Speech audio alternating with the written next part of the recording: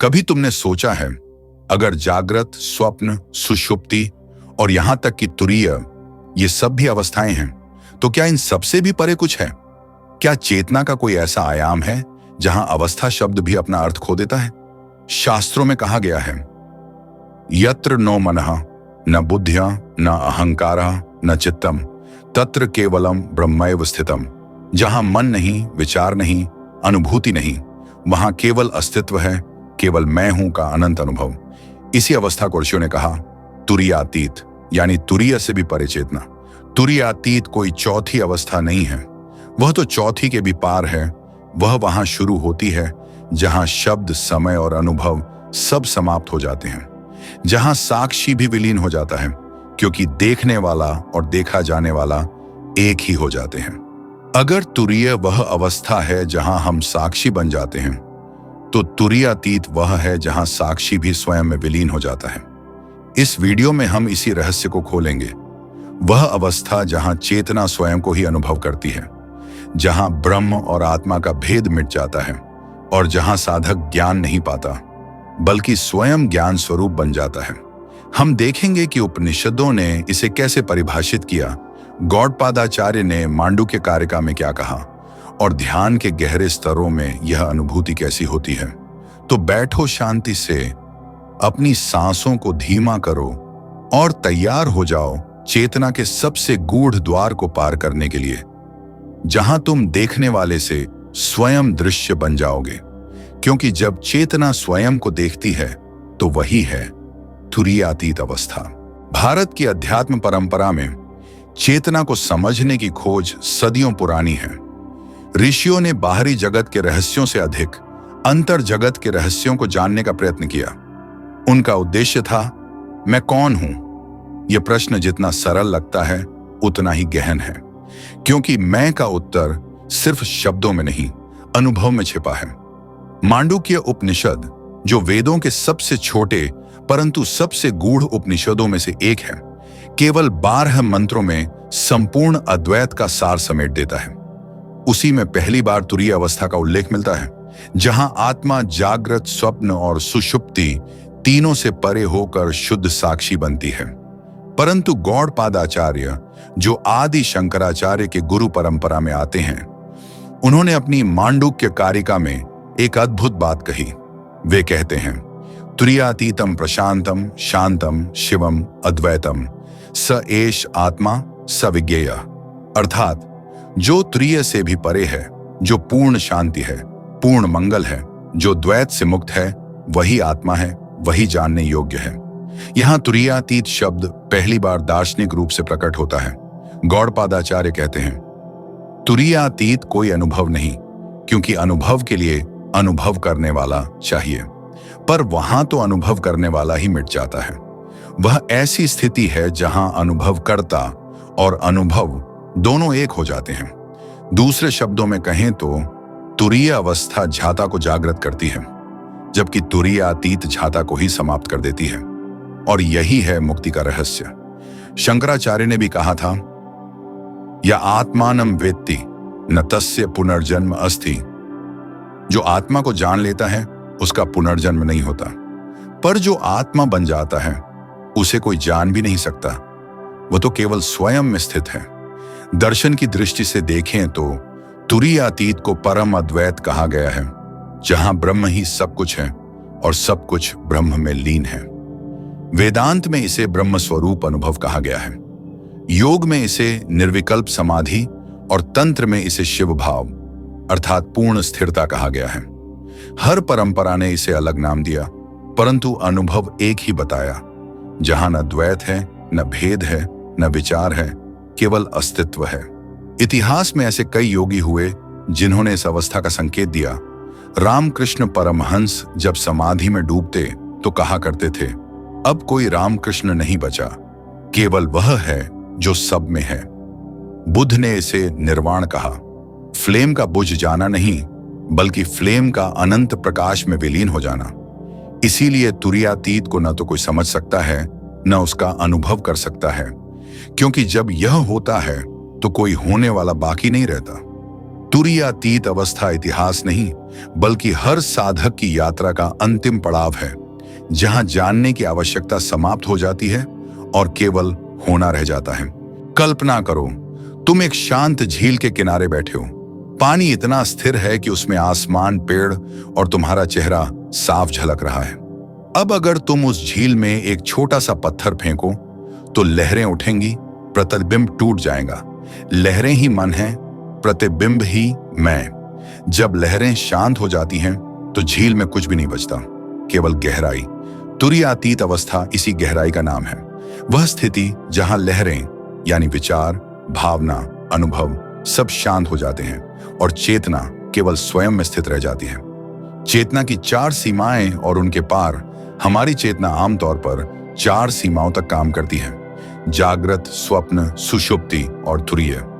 जागृत जहां मन बाहर की दुनिया में व्यस्त है, हम वस्तुओं, लोगों और अनुभवों से मैं को परिभाषित करते हैं। स्वप्न जहां बाहर की नहीं, भीतर की छवियां सक्रिय होती हैं, मन स्वयं अपना संसार रचता है। सुषुप्ति जहां न बाहर है न भीतर, केवल गहन अंधकार और विश्रांति। पर यहां अज्ञान बना रहता है। मैं सोया था, यह ज्ञान जागने पर आता है, उस समय नहीं। फिर आती है तुरीय अवस्था। यहां साधक तीनों अवस्थाओं का साक्षी बन जाता है। वह देखता है, मैं जागरण में भी हूं, स्वप्न में भी, सुषुप्ति में भी। मैं वह हूं जो सबका साक्षी है। परंतु तुरीयातीत यहां शुरू होती है। यह वह अवस्था है जहां साक्षी भी साक्षी नहीं रहता, जहां देखने वाला और देखा जाने वाला दोनों एक ही प्रकाश में विलीन हो जाते हैं। मैं हूं का विलय। जब कोई कहता है मैं हूं, तो उसमें 2 बातें छिपी हैं। 1, मैं जो अनुभव करता है। 2, हूं जो अस्तित्व का बोध कराता है। तुरीय अवस्था में साधक मैं को हूं से अलग देखता है। वह समझता है कि मैं केवल अस्तित्व हूं, अनुभव करता नहीं। लेकिन तुरीयातीत में मैं और हूं का भेद भी मिट जाता है। अब कोई मैं नहीं बचता जो कह सके मैं हूं, केवल शुद्ध हूं रह जाता है। यह अनुभव नहीं है, यह अनुभव का अभाव है, जिसमें पूर्णता की गूंज सुनाई देती है। चेतना की लहरें और स्थिरता का महासागर। मन और चेतना के बीच का अंतर समझना आवश्यक है। मन लहर है, वह सोचता है, इच्छाएं करता है, सुख दुख में डोलता है। चेतना महासागर है, वह लहरों को सहता है, पर स्वयं कभी नहीं हिलता। जब साधक ध्यान में गहराई से उतरता है, वह महसूस करता है कि उसके भीतर की लहरें धीमी होने लगी हैं। पहले विचार कम होते हैं, फिर रुकते हैं, और एक क्षण ऐसा आता है जब केवल स्थिरता रह जाती है। वह स्थिरता वही तुरीय है। पर जब साधक इस स्थिरता को भी देखना छोड़ देता है, जब उसे यह भी नहीं मालूम रहता कि मैं ध्यान में हूं, तो वही क्षण तुरीयातीत की झलक देता है। ब्रह्म की प्रतिध्वनि तुरीयातीत में जो होता है, उसे किसी शब्द में बांधना असंभव है। अर्षियों ने कहा, नेति नेति, यह नहीं, यह नहीं, क्योंकि हर शब्द सीमित है और तुरीयातीत असीम। फिर भी उसका संकेत दिया जा सकता है। वह स्थिति है जहां आत्मा और ब्रह्म में कोई दूरी नहीं, जहां ब्रह्म जानना असंभव हो जाता है, क्योंकि जानने वाला ही ब्रह्म बन चुका होता है। यह यात्रा किसी बाहर की ओर नहीं, बल्कि भीतर की ओर है। अपने ही अस्तित्व की गहराई में उतरना, जब तक कि कोई उतरने वाला भी न बचे। और जब यह होता है, तो साधक जानता है कि वह कभी साधक था ही नहीं। जब हम कहते हैं साक्षी भाव, तो हम चेतना की उच्च अवस्था की बात करते हैं। साधक जब अपने विचारों, भावनाओं और अनुभवों का साक्षी बन जाता है, तो वह तुरीय अवस्था में प्रवेश करता है। वह जानता है कि मैं मन नहीं हूं, मैं विचार नहीं हूं, मैं यह शरीर नहीं हूं। परंतु तुरीयातीत में यह साक्षी भाव भी समाप्त हो जाता है, क्योंकि जहां तक साक्षी है, वहां कुछ देखने का विचार अब भी है। और देखने का अर्थ है सूक्ष्म द्वैत का अस्तित्व। तुरीयातीत में यह द्वैत मिट जाता है। यहां केवल अद्वैत है, न देखना न देखा जाना, केवल होना। साक्षी का विलय। कल्पना करो, तुम एक दीपक के सामने बैठे हो। दीपक का प्रकाश कमरे की हर वस्तु को दिखा रहा है। यह प्रकाश ही साक्षी है। अब सोचो, अगर सब वस्तुएं गायब हो जाएं, केवल प्रकाश ही रह जाए, तो क्या वह अब भी देख रहा है? नहीं, क्योंकि अब देखने को कुछ नहीं, फिर भी प्रकाश है, अपने आप में स्थित। तुरीयातीत इसी अवस्था का नाम है जहां साक्षी केवल साक्षित्व में लीन हो जाता है। किसी को देखने की आवश्यकता नहीं रहती। यह प्योर अवेयरनेस नहीं, बल्कि अवेयरनेस बियॉन्ड अवेयरनेस है, जहां कोई रेफरेंस पॉइंट नहीं बचता। शून्यता नहीं, पूर्णता। अक्सर लोग सोचते हैं तुरीयातीत मतलब शून्य हो जाना, परंतु यह गलत फहमी है। यह शून्यता नहीं, बल्कि पूर्णता है। बुद्ध ने जब कहा निर्वाण, तो उसका अर्थ बुझना नहीं था, बल्कि फ्लेम का अनंत प्रकाश में विलीन हो जाना था। जैसे सूर्य की किरण जब सूर्य में लौटती है तो वह मिटती नहीं, वह अनंत हो जाती है। उसी तरह तुरीयातीत में चेतना मिटती नहीं, वह अपनी सीमाओं से मुक्त होकर ब्रह्म स्वरूप हो जाती है, सर्वव्यापक, सर्वत्र, सर्वदा। मन का अंतिम विलयन तुरीयातीत में प्रवेश का सबसे बड़ा अवरोध है। मन की सूक्ष्म क्रिया, यहां तक कि जब साधक कहता है मैं शांत हूं, मैं गहरे ध्यान में हूं, तो यह भी मन की सूक्ष्म गतिविधि है। जब यह भी रुक जाती है, जब कोई नाम, कोई रूप, कोई विचार नहीं बचता, तो चेतना स्वयं अपने स्रोत में लौट जाती है। यही वह क्षण है जिसे योग में निर्विकल्प समाधि, तंत्र में शिव भाव और वेदांत में त्रियातीत कहा गया है। यहां कोई आराधना नहीं, कोई प्रयास नहीं, क्योंकि प्रयास का अर्थ है कुछ पाने की चाह, और तुरीयातीत में तो पाने वाला भी नहीं बचता। शब्दों की सीमा, मौन की शुरुआत, इस अवस्था का वर्णन करते हुए अशीम अक्सर मौन हो जाते थे, क्योंकि शब्द यहां पहुंच ही नहीं सकते। शब्द हमेशा द्वैत के हैं, किसी के लिए किसी से, किसी के बारे में। पर तुरीयातीत अद्वैत है, वहां शब्द प्रवेश नहीं कर सकते। यत्र वाचो निवर्तन्ते अप्राप्य मनसा सह, तैत्तिरीय उपनिषद। जहां शब्द और मन दोनों लौट जाते हैं, क्योंकि वहां कुछ कहने या सोचने को शेष नहीं रहता। अनुभव के पार साधक जब इस स्थिति में पहुंचता है तो उसके लिए सब कुछ बदल जाता है। वह अब अनुभव नहीं करता, वह स्वयं अनुभव बन जाता है। उसके लिए संसार और ब्रह्म के बीच कोई अंतर नहीं रहता।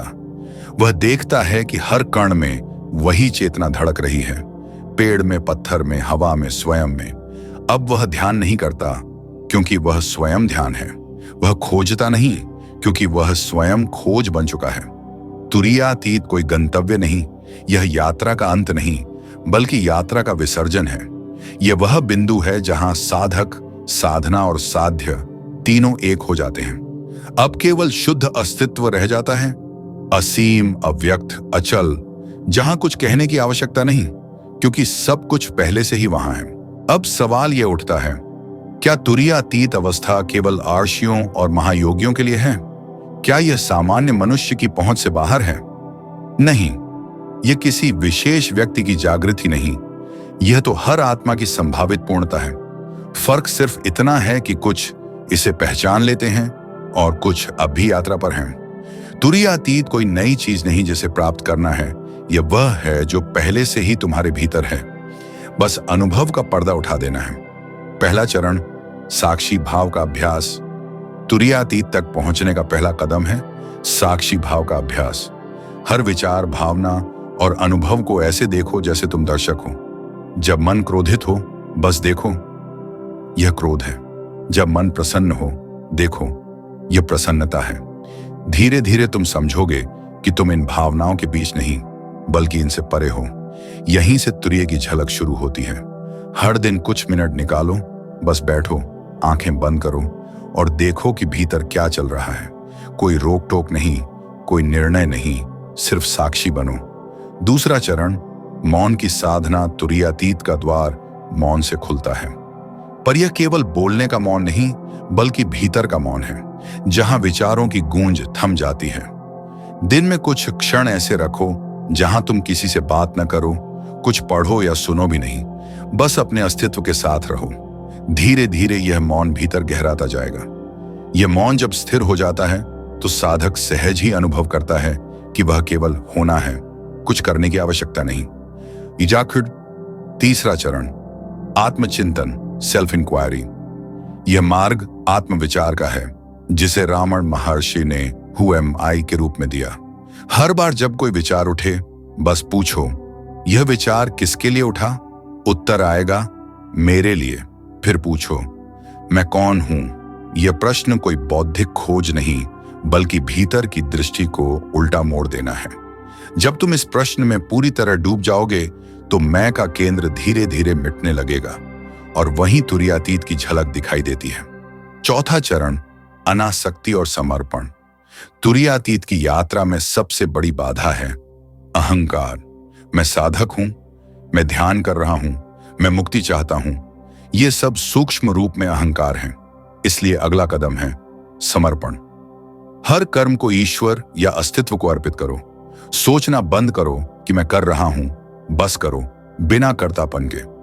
जब यह भावना गहरी हो जाती है, तो साधक का मैं धीरे धीरे पिघलने लगता है, जैसे बर्फ सूरज में। और वही पिघलना तुरीयातीत का उदयन है। अंतिम संकेत, सहजता। सच्चे साधक के लिए तुरीयातीत कोई लक्ष्य नहीं, बल्कि स्वाभाविक स्थिति है। यह तब आती है जब तुम किसी भी अवस्था को पकड़ना छोड़ देते हो। न शांति चाहिए, न अनुभव, न जागृति। बस जो है वही स्वीकार कर लो, क्योंकि तुरीयातीत की अवस्था प्रयास से नहीं, सहजता से घटती है। जब प्रयास समाप्त होता है, तो वही क्षण अनंत की देहरी बन जाता है। साक्षी भाव से शुरू करो, मौन को पोषित करो और फिर स्वयं को प्रश्न में विसर्जित कर दो, मैं कौन हूं? तुम्हें जो उत्तर नहीं मिलेगा, वहीं से सच्ची यात्रा आरंभ होगी। अब जब तुम यह सुन रहे हो, तो जरा ठहरो, अपनी सांसों पर ध्यान दो। वह कौन है जो इस सांस को देख रहा है? वह कौन है जो यह शब्द सुन रहा है? क्या वह शरीर है? क्या वह मन है? या कुछ और जो हमेशा से तुम्हारे भीतर था, जो जन्म से पहले भी था और मृत्यु के बाद भी रहेगा? यही है तुरीयातीत चेतना। वह जो न जागृत में बदलती है, न स्वप्न में खोती है, न सुषुप्ति में मिटती है।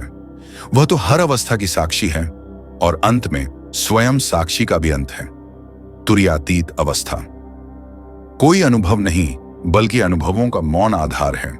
यह कोई उपलब्धि नहीं, बल्कि कर्तापन से मुक्ति है। यह वह स्थिति है जहां मैं ध्यान कर रहा हूं।